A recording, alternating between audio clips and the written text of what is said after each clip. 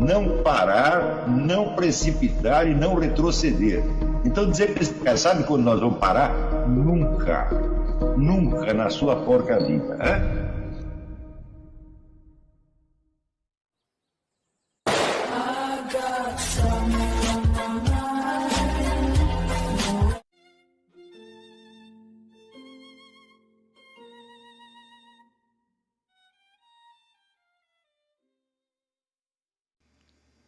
E aí pessoal, tranquilo? Então vem aqui antes do vídeo começar, pedir para vocês se inscreverem, quem não for inscrito, compartilhar, curtir, comentar. Quem puder seja membro do canal, que isso ajuda bastante. Tem também o link do Apoia-se. Quem puder ajudar nosso canal e apoiar financeiramente vai ser muito bem-vindo. Mas o mais importante é transmitir o conteúdo e os conhecimentos do professor Olavo de Carvalho para mais e mais brasileiros. Então compartilhe e ajude aí nossa causa. Muito obrigado a todos os membros, apoiadores do canal. Fico muito feliz. Tenho certeza que a gente está no caminho certo. Então fiquem com o vídeo e até mais. Valeu!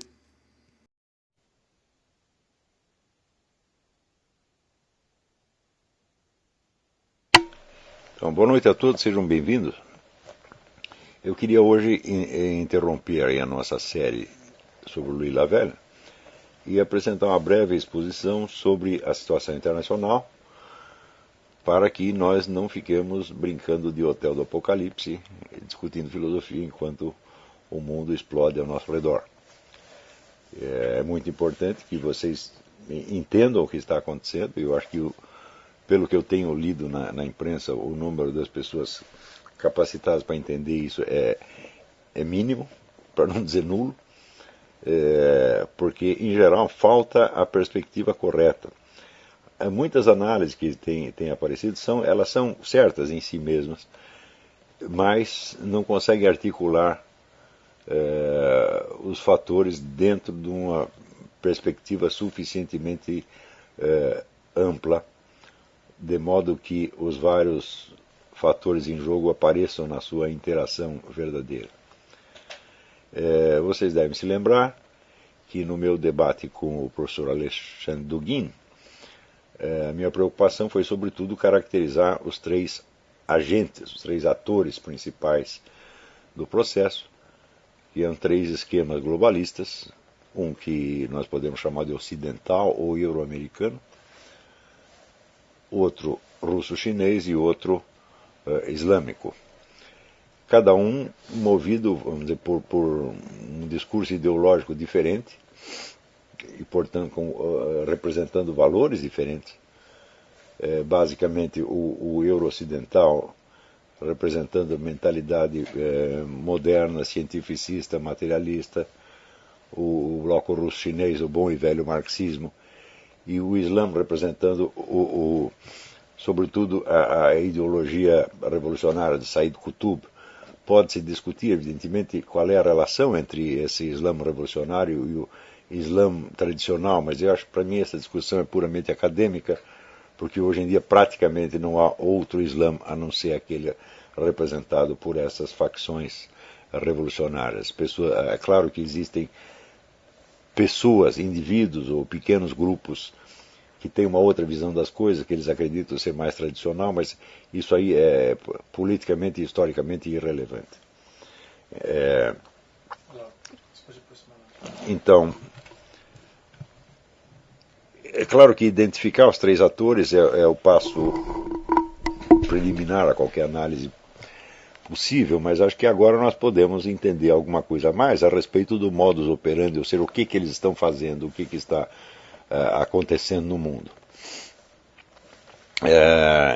Em vez de tomar como ponto de partida os acontecimentos da semana, que é todo esse barulho em torno da Coreia, eu vou partir de uma direção completamente diferente, utilizando, então, algumas análises que foram feitas do ponto de vista econômico por dois excelentes analistas econômicos aqui dos Estados Unidos. Um deles é James Rickards, nesse livro Currency Wars, As Guerras da Moeda, e o outro é o Porter Stansberry, que vocês podem encontrar facilmente na internet. Tem uma longa gravação que ele fez expondo o seu ponto de vista e por que ele acha que o dólar vai cair nos próximos meses. Só que há uma diferença. Eles parecem acreditar que esta queda do dólar, que essa crise da economia americana representará um grande perigo para o atual governo americano. Porter Stansberry chega a conjecturar que será isso o fim do Barack Obama. E não é assim que eu estou vendo as coisas. Mas, de qualquer modo, eu vou aproveitar a análise deles, que me parece muito bem feita. Depois vocês podem conferir no site do Porter Stansberry, ou até comprando esse livro. Não sei se esse livro está na internet. Mas a coisa é mais ou menos assim.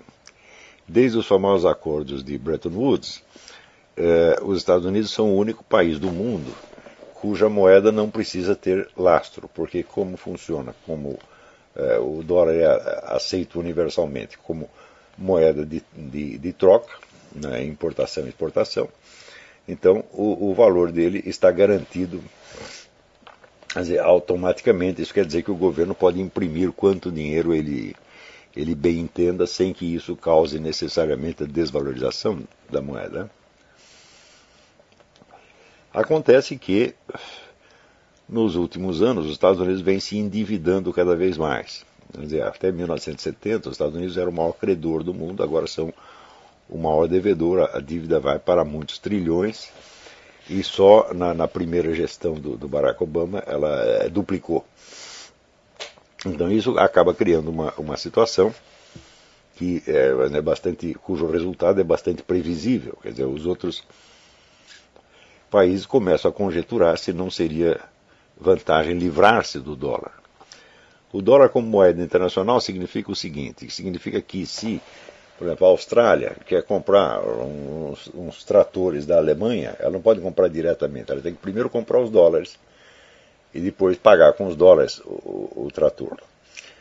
Então, mais recentemente tem surgido uma tendência geral de abandonar o dólar como moeda internacional e usar ou as moedas locais, ou mediante acordos bilaterais, ou fazer assim, um pool de várias moedas, ou mesmo criar uma nova moeda internacional. Isso quer dizer que, a partir desse momento, a garantia do dólar, que é o comércio internacional, acaba e, naturalmente, o dólar desvaloriza.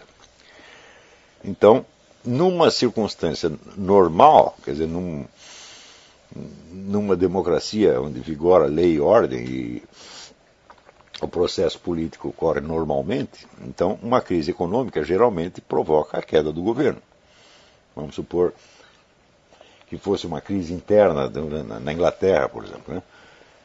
Então a moeda desvaloriza, aparece o desemprego, a crise geral e naturalmente o pessoal então derruba o governo. Na Inglaterra é muito fácil você derrubar um governo, né? Simplesmente troca o primeiro-ministro. Mas as coisas não são bem assim aqui nos Estados Unidos. Por outro lado, a gente vê que as nações que estão mais interessadas em livrar-se do dólar como moeda internacional, várias delas já têm acordo. Por exemplo, existe um acordo da China com a Austrália, eles não usam mais o dólar, né? Parece que a China e a Arábia Saudita também não usam. Tem vários países que estão fazendo acordos bilaterais, mas existe um grupo de nações que é o chamado BRICS, que é Brasil, Rússia, Índia, China e África do Sul, que tem o seu próprio projeto globalista. Na verdade, é o projeto russo-chinês. A gente fala BRICS, é quase um eufemismo. Na verdade, é Rússia e China. O resto não pode absolutamente nada, ainda que tenha, vamos dizer, algum vigor econômico, como sem dúvida o Brasil tem, a Índia tem, a África do Sul tem, mas militarmente eles não são nada comparados com Rússia e China. Então, o BRICS não é nada mais do que o esquema russo-chinês, né, maquiado, né, como, aliás, é uma coisa tradicional na política soviética, camuflar-se sob o aspecto de terceiro mundismo, ou até havia o bloco dos países não alinhados, que estavam todos alinhados com a União Soviética. Isso nos anos 60 houve essa conversa dos países não alinhados, né? Então, não alinhados quer dizer que estava alinhado com a União Soviética. Então o BRICS é mais ou menos a mesma coisa do ponto de vista assim, da sua fachada. E a ideia do BRICS é criar uma nova moeda internacional, portanto, um banco central mundial que se substituiria ao Fundo Monetário Internacional. E faria então circular uma nova moeda, o que significa automaticamente um governo mundial, sediado então na ONU. Isso já está num processo bem adiantado.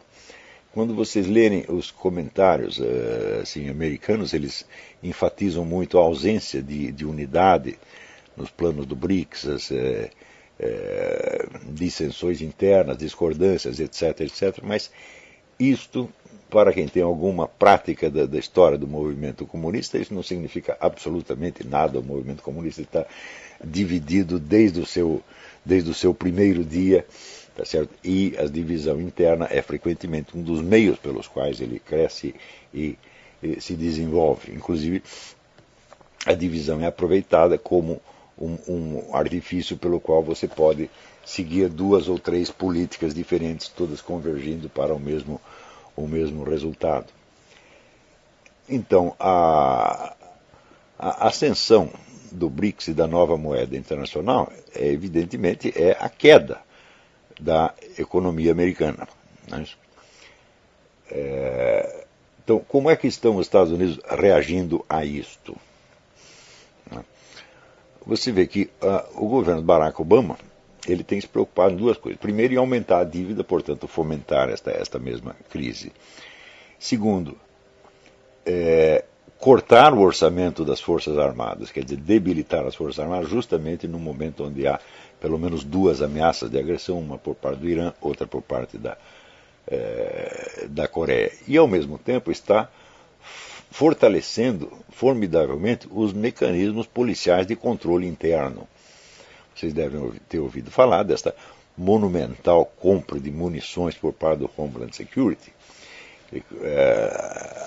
Até 2 semanas atrás eram 1 bilhão e 600 milhões de rodadas de balas hollow point, que são balas proibidas para uso militar, portanto só podem ser usadas internamente contra a própria população local. Também compraram carros de assalto e depois nessa semana veio mais compra de munições, mais compra de armamento e sobretudo compra o fuzil que eles querem proibir, que é o AR-15. Eles compraram uma multidão de fuzis AR-15 e ainda dizendo, por incrível que pareça, que era para defesa pessoal dos seus agentes, justamente quando o governo diz que o fuzil AR-15 jamais pode ser usado como arma de defesa pessoal, que ele é eminentemente uma arma de ataque. Então, tudo isto mostra o seguinte: o governo está perfeitamente ciente da crise econômica que vai vir, está ciente da queda da economia americana, que se anuncia aí iminente, e ele está preparado não para enfrentar a crise econômica, mas para enfrentar a crise social decorrente. Portanto, isso quer dizer que a queda do dólar já é aceita pelo governo americano como uma fatalidade, uma coisa que vai acontecer mesmo, e onde o que interessa não é tirar o país do buraco, mas simplesmente defender o governo contra a pressão e a crise social interna. Isso quer dizer o seguinte, que o nosso amigo Barack Obama ele está perfeitamente inserido dentro do esquema do BRICS. E não deixa de ser curioso que o próprio Fundo Monetário Internacional andou recomendando a troca do dólar por uma nova moeda internacional. Então, é claro que no discurso do BRICS, assim como, por exemplo, no discurso do professor Alexandre Dugin, toda esta coisa aparece como se fosse, vamos dizer, uma nova ordem mundial, uma outra ordem mundial, outro mundo possível, que então se oporia, né, à presente ordem mundial, né, chefiada pelo Fundo Monetário Internacional, Banco Mundial, ONU, etc. Quando, na verdade, não é nada disso. A gente vê que todo este esquema globalista ocidental está favorecendo essa ascensão do BRICS. O BRICS não existiria sem o investimento ocidental lá. Tá certo? E, sobretudo, quando nós vemos que esta elite globalista ocidental ela apoia, né, o Barack Obama, quer dizer, incondicionalmente, quando evidentemente a política do Barack Obama está voltada mais para fortalecer o BRICS e quebrar a espinha da economia americana do que para qualquer outra coisa, então nós vemos que esta competição entre dois esquemas globalistas ela é mais fingida do que real.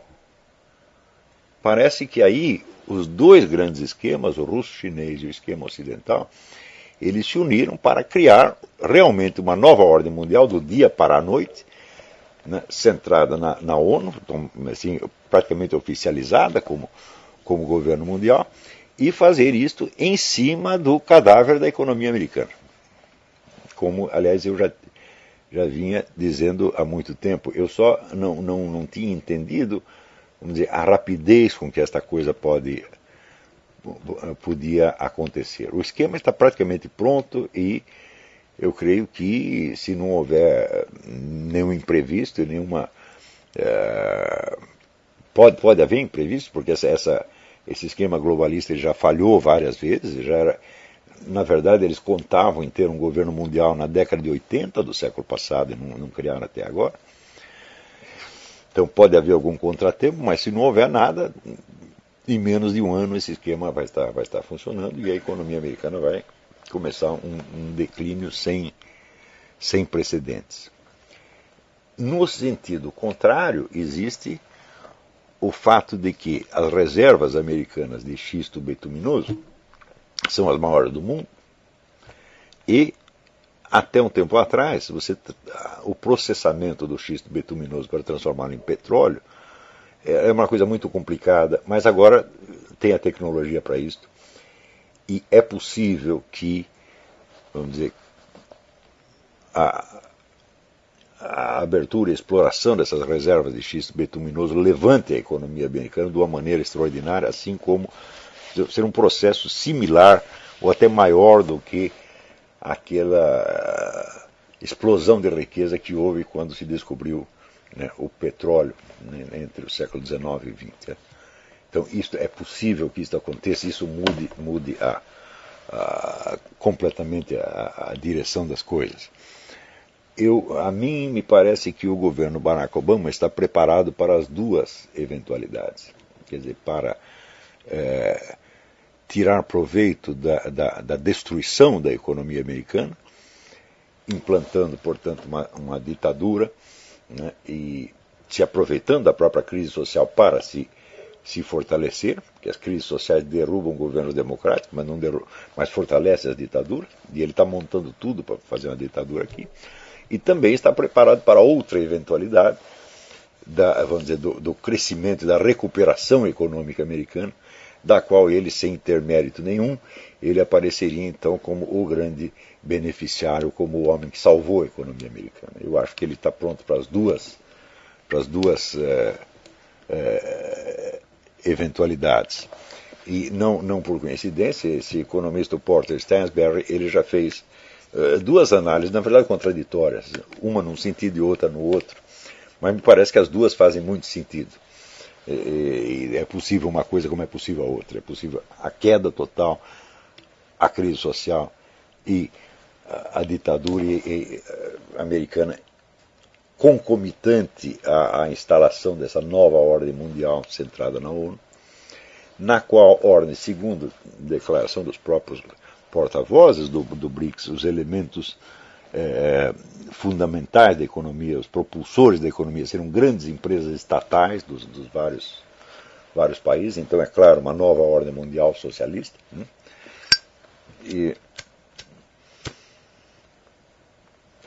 E é possível também a recuperação da economia americana. Como entra no meio dessa história este caso da Coreia? A mim me parece que o esquema russo-chinês está usando a Coreia como um elemento diversionista, quer dizer, envolver os Estados Unidos num conflito que não faz o mais mínimo sentido, mantê-lo ocupado e desgastá-lo para apressar a queda da economia americana. Isso é bem possível. Também existe uma segunda possibilidade de que os russos chineses estivessem usando a Coreia neste sentido e que a glória subiu à cabeça do Kim e ele decidiu agir por conta própria e, por assim dizer, escapou do controle do esquema. Essa é uma outra possibilidade, repetindo então uma situação que aconteceu com Cuba nos anos 60, onde depois que os russos instalaram aqueles foguetes em Cuba, também a glória subiu à cabeça do Fidel Castro e ele começou a ter iniciativas por conta própria, escapando, por assim dizer, do controle do russo. Mas escapar do controle não quer dizer que está agindo contra. Isso quer dizer, o movimento comunista ele sempre teve isso, ele tem um acelerador e um breque. E está sempre usando os dois, tá certo? E vamos dizer, justamente dessa tensão entre esses dois movimentos é que o esquema comunista tem progredido sem parar, na verdade, né? Então, quando parece que para, como aconteceu no negócio da queda da União Soviética, ele para num sentido, mas começa a atuar no outro. Então, a queda da União Soviética foi acompanhada não de um decréscimo, mas de um aumento, de um crescimento formidável do movimento comunista internacional. É uma outra coisa extraordinária você notar que praticamente toda a bibliografia americana sobre o comunismo, ela sempre interpreta o comunismo, o movimento comunista, como um braço do Estado soviético ou do Estado chinês. Que me parece um erro metodológico formidável. Por quê? Porque o movimento comunista antecedeu de mais de meio século o surgimento da União Soviética e de quase um século o surgimento da China comunista. Então ele tem a sua dinâmica própria. Ele não depende dos estados que ele mesmo cria. Quer dizer, esses estados são, vamos dizer, instrumentos provisórios. Então, na verdade, seria uma loucura considerar o movimento comunista um instrumento da União Soviética. Ao contrário, a União Soviética foi um instrumento do movimento comunista e, conforme mostrou ali o Anatoly Golitsyn no livro New Lies for Old, quer dizer, Novas Mentiras no Lugar das Velhas, o movimento comunista soube sacrificar aquele edifício que ele tinha construído em favor do crescimento do movimento enquanto tal, dotado agora de novas estratégias, inspiradas em parte no Antônio Gramsci, mas não só em Gramsci, e dotado de uma flexibilidade muito maior, portanto, tendo abdicado daquela unidade doutrinal monolítica que tinha antes, para aceitar formas de ação muito mais diversificadas e, portanto, muito mais incontroláveis. Contribui para isso também o fato de que verbas imensas da KGB foram espalhadas pelo Ocidente, são milhares de firmas laranja, de modo que a situação se tornou tão nebulosa, tão mesclada, que é difícil você identificar onde está a ação, vamos dizer, do atual esquema russo e onde tem uma coisa completamente diferente. Não dá para você saber o que são essas firmas, o que é a máfia russa, o que é o governo russo. É tudo uma confusão dos demônios. Tá certo? Então, e aparecem no cenário, então, milhares de novos agentes que você não sabe de onde vieram. Às vezes as pessoas usam termos como os oligarcas, a máfia russa, etc. Mas, e aqui nos Estados Unidos, o pessoal sempre gostou de explorar divisões internas no movimento comunista como se elas fossem uma coisa catastrófica. Porque se escreveu sobre o famoso conflito sino-soviético, conflito que nunca existiu e que nunca teve o menor efeito em coisa nenhuma. Tá certo? Durante todo o conflito sino-soviético, nunca parou de haver contatos entre os dois governos, viagens de diplomatas, acordos bilaterais, etc. Tudo continuou normal. O conflito sino-soviético só existia na mídia ocidental. Do mesmo modo, vamos dizer, o conflito, vamos dizer, o conflito entre o governo russo e os oligarcas, ou o governo russo e a máfia, tudo isso a gente tem que olhar assim com uma certa dúvida. Não podemos negar, mas também não é para acreditar completamente. Né? Enquanto nós não conseguimos mapear todos esses agentes, saber quem é quem, é melhor olhar tudo isso com um certo cepticismo. Né? Ora,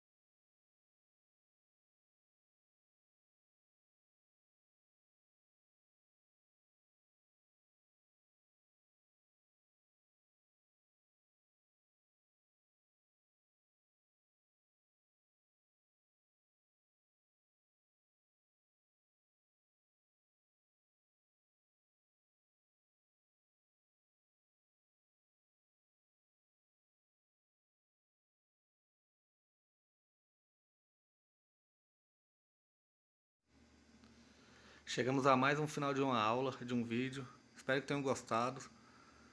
Quem não se inscreveu ainda, se inscreva, compartilhe, comente. Ajude o nosso canal, apoie, seja membro. E ajude o nosso canal a chegar a cada dia a mais brasileiros que precisam muito do conhecimento do professor Olavo de Carvalho. Então é isso aí, fique com Deus, até o próximo. Valeu! Então é isso aí, pessoal, que é o nosso canal, que são alguns livros que eu já li. A maioria foi doação, mas alguns eu adquiri, professor Olavo de Carvalho. Alguns livros se perderam aí que eu emprestei, professor Alexandre Costa, a Bíblia Sagrada. 10 lições sobre Karl Marx.